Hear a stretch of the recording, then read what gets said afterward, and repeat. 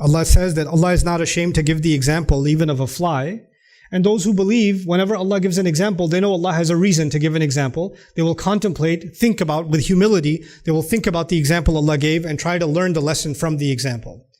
But people that have kufr, disbelief, ingratitude in their heart, they will say, ماذا أراد الله بهذا مثلا? They'll say, what does Allah mean by this as an example? What kind of example is this? They'll be condescending, critical, mocking of the word of Allah. Then Allah says, يُضِلُّ بِهِ كَثِيرًا وَيَهْدِي بِهِ كَثِيرًا. The same book, Allah will use it to misguide many. People that come with the wrong attitude will be misguided. And Allah will guide many people with the same book. The same example that makes someone make fun of it will be the same example somebody will become Muslim because of it. يَهْدِي بِهِ كَثِيرًا. But then He says, وَمَا يُضِلُّ بِهِ إِلَّا الْفَاسِقِينَ. And who are the kinds of people that will become misguided by this book? They don't deserve the guidance of Allah from this book.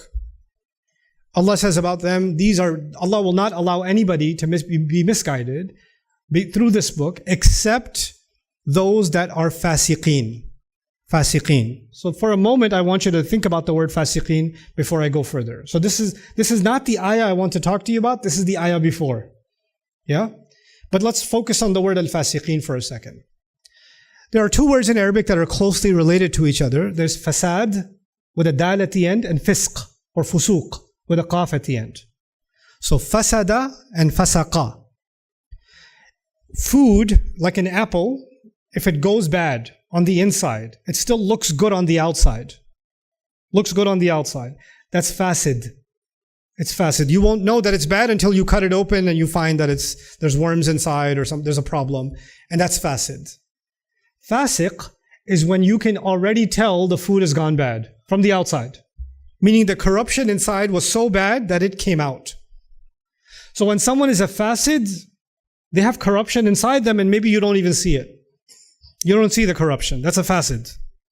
But when someone is a fasiq, then they have a corruption inside, but it's so strong that it's already starting to come out. Think of it like, this is why they use the word ta'amun fasiq or ta'amun fasid in Arabic. They used to use food that is fasid and food that is fasiq.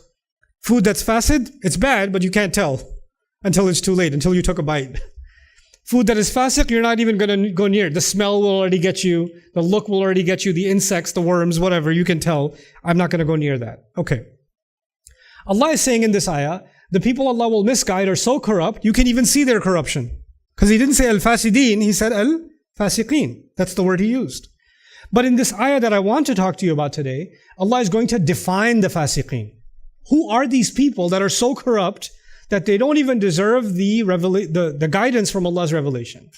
But again, I'll skip it. I'll skip the ayah I want to talk to you about. I'll go to the ayah after, then come back. Because I want you to understand what is it stitched to, yeah?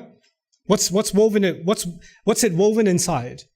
Allah says in the ayah after, He says, كَيْفَ تَكْفُرُونَ بِاللَّهِ وَكُنْتُمْ أَمْوَاتًا. The ayah begins, how can you disbelieve in Allah and you were dead? And Allah gave you life. So the ayah before was talking about people who make fun of the Quran, make fun of its examples. Those who have kufr in their heart, and they don't deserve guidance because they have fusuq. The ayah after is saying, how could you do kufr in Allah? كَيْفَ تَكْفُرُونَ بِاللَّهِ. But the ayah in the middle, which is the subject today, is the definition of the fasiqeen. Who are these people? How do you define a fasiq? الَّذِينَ يَنْقُضُونَ عَهْدَ اللَّهِ مِنْ بَعْدِ مِيثَاقِهِ. This is a multiple part definition, so I want you to keep this list in your head. The first part of this definition is those who break the promise made with Allah after the promise was binding. Allah already made a promise. They made a promise with Allah, they made an agreement with Allah, and they broke that agreement. That's the first part of the definition. I won't go into too much detail, but some things you should know about that. Before we even came to this earth, before the angel even delivered me and you into the belly of our mothers, we already made a promise with Allah. That was already made. وَقَدْ أَخَذَ مِيثَاقَكُمْ. It was already taken from you. أَلَسْتُ بِرَبِّكُمْ in Surah Al-A'raf. Am I not your Rabb? And all of us already said, before we came to this earth, بَلَا شَهِدْنَا. We testify. We already agreed. So there's something inside our nature that's already made an agreement with Allah. The Ruh has already made an agreement with Allah. So the first thing Allah is saying is these people break that agreement that was already deep inside them. Meaning they deny their own humanity. in simple language. Because if you truly accept your humanity or fitrah, you will find Allah. These people are so inherently corrupt that they have no human decency left inside them. يَنْقُضُونَ مَا so عَهْدَ اللَّهِ مِنْ بَعْدِ مِيثَاقِهِ. It also means the second stage, another part of the same phrase. Means they are believers, they accept the revelation, they say that there is such a thing as God and afterlife, and there are prophets, and there is a book. I believe all of it, but I don't care. Yeah, I'm Muslim. Well, so what? Yeah, there's an ayah, so what? Yeah, the Prophet said it, sallallahu alaihi wasallam, so what? What's the big deal? Let me live. In other words, they have no problem, on the one hand, identifying themselves as people who are bound by the relationship with Allah, Islam. They're bound by that, but at the same time, they can act like they can break the rules whenever they feel like it, with no remorse. Now, all of us are human beings, including myself. We all make plenty of mistakes. We all have plenty of regrets. We have all plenty of sins. There's no shortage. But there's a difference between making a mistake and not caring about a mistake.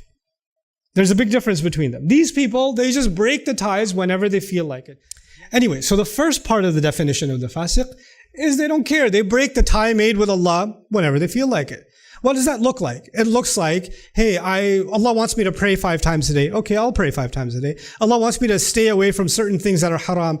Yeah, but I pray 5 times a day. That should be good enough.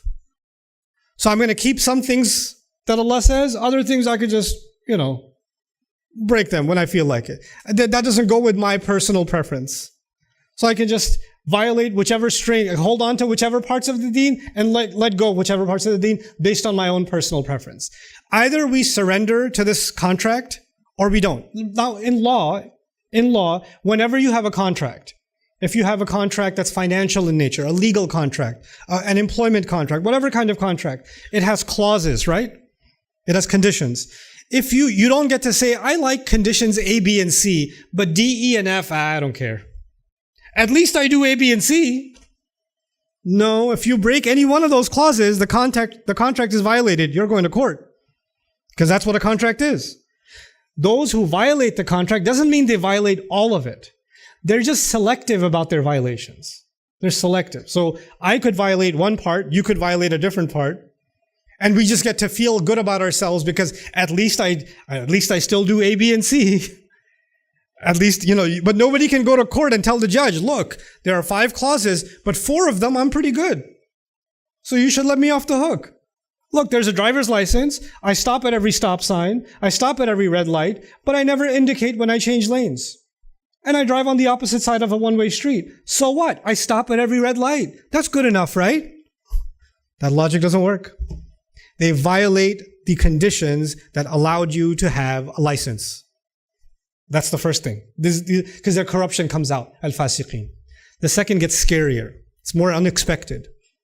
Allah says, وَيَقْطَعُونَ مَا أَمَرَ اللَّهُ بِهِ أَنْ يُوصَلَ. They cut, listen carefully, they cut what Allah commanded should stay joined. Allah commanded some things should stay together, and these people cut those things apart. Allah didn't say what it is. What should stay together and what are they cutting apart? Allah didn't say. He just simply mentioned this phrase. Some things Allah has commanded should stay together. And these people cut them apart. So early Muslims, when they were commenting on this ayah, Al-Tabari, Al-Qurtubi, even in more recent commentaries, you'll find interesting things that the Sahaba said about this ayah. Some people said, some people want to listen to Allah, but they don't want to listen to Allah's messenger. Sallallahu Alaihi Wasallam. So they cut between Allah and His messenger. Some people cut between this life and the next life. They only care about this life, they don't care about the next life. This religion that we've been given, it binds the 2 lives together. Everything we do in this dunya affects the next one. رَبَّنَا آتِنَا فِي الدُّنْيَا حَسَنَةً وَفِي الْآخِرَةِ حَسَنَةً. They're bound together. They're not separable. Just like in physics or chemistry or biology, there's action and reaction. In the spiritual world, every action in dunya has a reaction in the akhirah. They're intrinsically tied to each other. You cannot cut them from each other. But then there's some other overwhelming commentary about this ayah. And you know what that is? That is about ulul arham.